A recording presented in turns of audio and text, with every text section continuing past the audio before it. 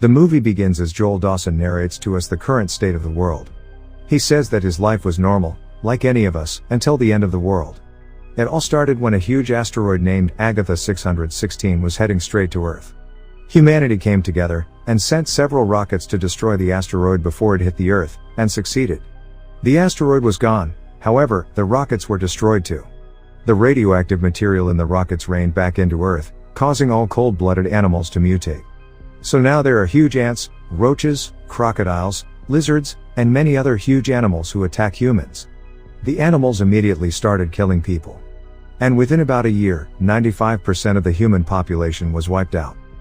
The ones who survived hid in bunkers, caves, and panic rooms. The surviving humans have been living in such places for the last 7 years, and one of them is Joel. He lives in a bunker with other members. The tiny place doesn't provide room for privacy, so Joel complains about 2 of the members having sex right beside him, as he pretends to sleep. Joel tells us that everyone in the bunker is a couple, except for him. Their first baby was born last summer.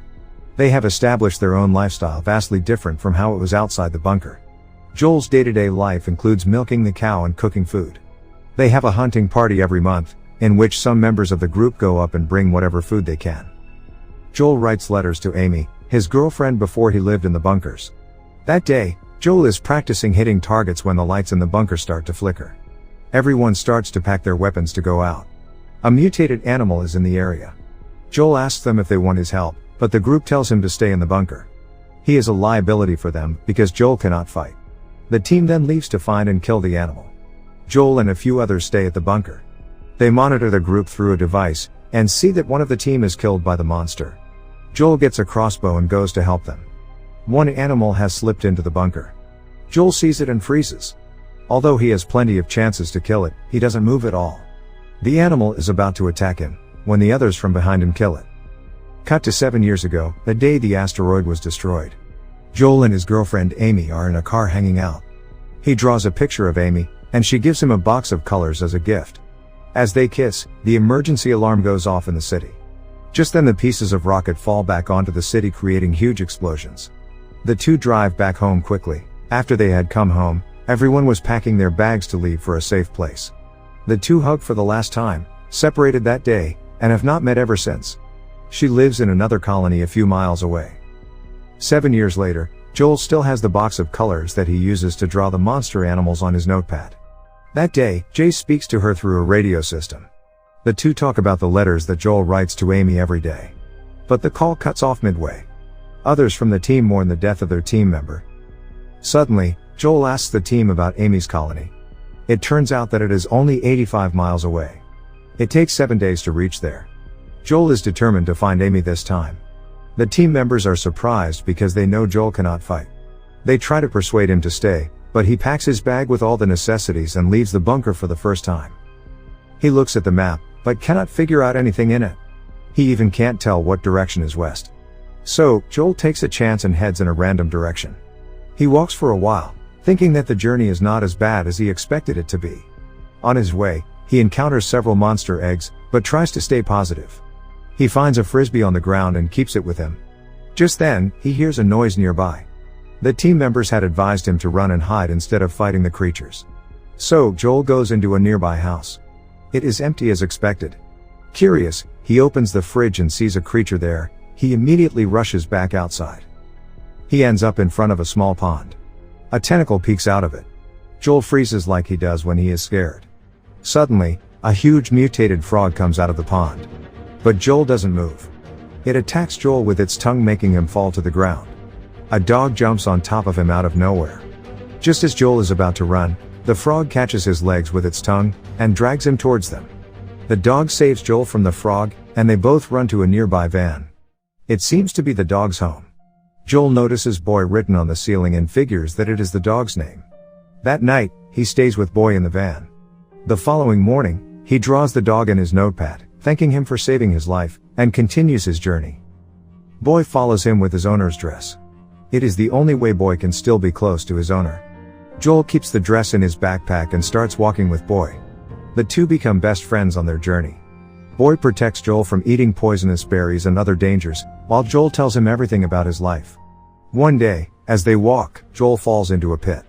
The pit has several burrows inside it.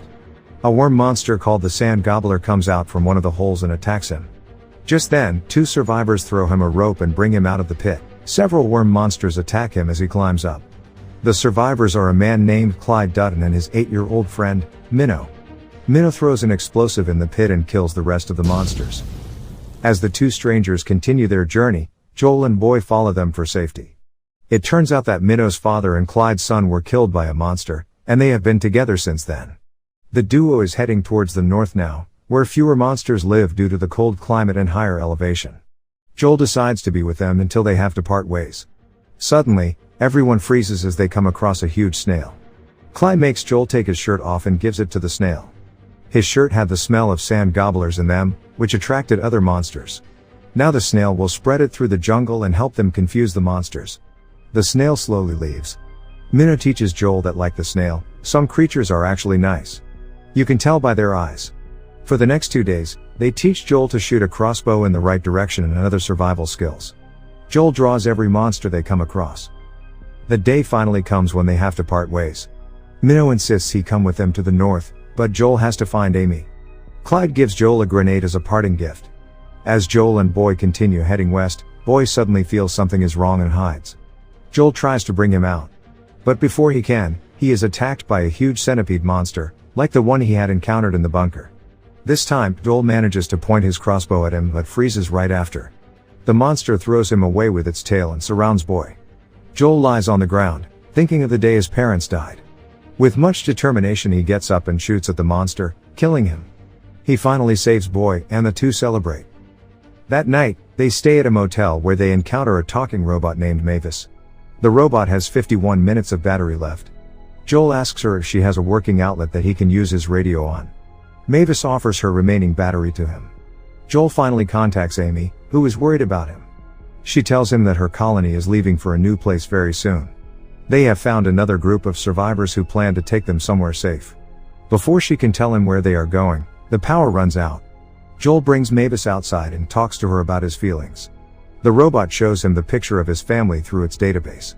She plays a song for them, when suddenly her battery dies. Boy and Joel continue their journey the following day. As they walk, they encounter a queen sand gobbler. Clyde had warned them about her being the most dangerous of them all. The queen attacks them and chases them through the woods. Joel and Boy hide by a river. However, Boy gets scared and starts barking, giving away their position. Boy's owner's dress falls into the river, which makes him get out of hiding. The queen finds their location, but before she can attack them, Joel uses the grenade to kill her. He falls into the water before the explosion. When he gets out of the water, he finds several leeches latch onto his body. He screams at Boy for giving away their location earlier. Saddened, Boy runs away from him. Joel now walks alone, but the leeches seem to have poisoned him with something. He gets lightheaded and starts to hallucinate. Just then, a group of people appears before him. He opens his eyes to see Aimee in front of him. Aimee is surprised to see him too. The 2 kiss, but Joel falls unconscious soon after that. When he wakes up, he is in a bunker. Aimee greets him, as it turns out that he had kissed an old man earlier.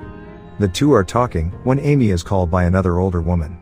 After her parents died, Aimee has been in this colony taking care of the elderly people there. She is the head of the colony as the elders depend on her. They live on a beach. Joel goes outside and sees the beautiful view.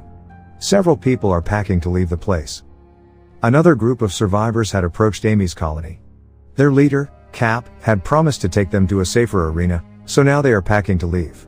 Joel meets Cap, who is preparing for a party at night. Cap brews his own beer, which is the attraction of the party. Later that day, Aimee confesses she is glad to see Joel, but has no romantic interest in him. She has grown into a different person now and is mourning the death of a close one, suggesting that she was together with someone else all these years before he died.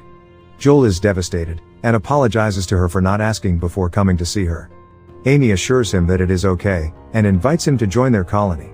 However, Joel decides to return back to his colony and contacts them through the radio. His friends are happy and surprised to find out he is alive. They inform him that the bunker is no longer safe for them, and that they are planning to leave soon. The phone cuts off midway. Joel then notices the berries and beer kept beside him by one of Cap's friends. He sees that the berries are poisonous, the one that Boy had warned him about earlier. Joel realizes that Cap and his crew are planning to poison the other survivors. He goes out to tell Aimee, but she is too drunk to understand. Just then, someone hits him on the head and he falls unconscious. The following morning, Joel wakes up to him tied up on the beach. The others are in the same condition. Cap reveals that he and his crew are actually pirates who raid colonies for food and fuel. He summons a crab monster rigged with a makeshift electric collar to eat the colonists. They also use the crab to tow their yacht. As the crab attacks them, Aimee frees herself and Joel. She runs to fight the crew and leaves Joel to fight the monster crab. Aimee fights with the girl member of the crew. Joel surprisingly manages to push the crab over. But Cap electrocutes the crab and it hits Joel, making him fall unconscious. The crab then walks towards Joel as he retreats. Just then, Boy comes to his aid. As Dana aims to shoot Boy, Aimee hits her, making her shoot the crab instead. Cap's crew runs to the boat and gets back on their yacht. The crab is about to kill Joel when he looks at its eyes and notices that it is actually a friendly animal. It had gone wild because Cap electrocuted it. So, Joel shoots at the chain that electrocutes it, which makes the crab docile again. It leaves the beach and goes to Cap's yacht to kill all of them. Later that day, Joel packs his bag to get back to his colony to help them. He gives his book of monsters to Aimee as a parting gift, and they kiss their goodbye. We see Joel survive the 7-day journey back to the bunker with Boy. He finally meets his friends again. They too decide to head to a safe place in the mountains. On the radio, Joel inspires other colonies to come out to the surface, proving that life outside is still possible. In the end, we see many colonies head towards the mountains to live a better life. Clyde and Minnow are already there, while Joel and Boy are also heading towards the mountain, trying to survive the next journey. Subscribe for more videos like this, turn on notifications, and leave a like to help the channel out. Thank you for watching.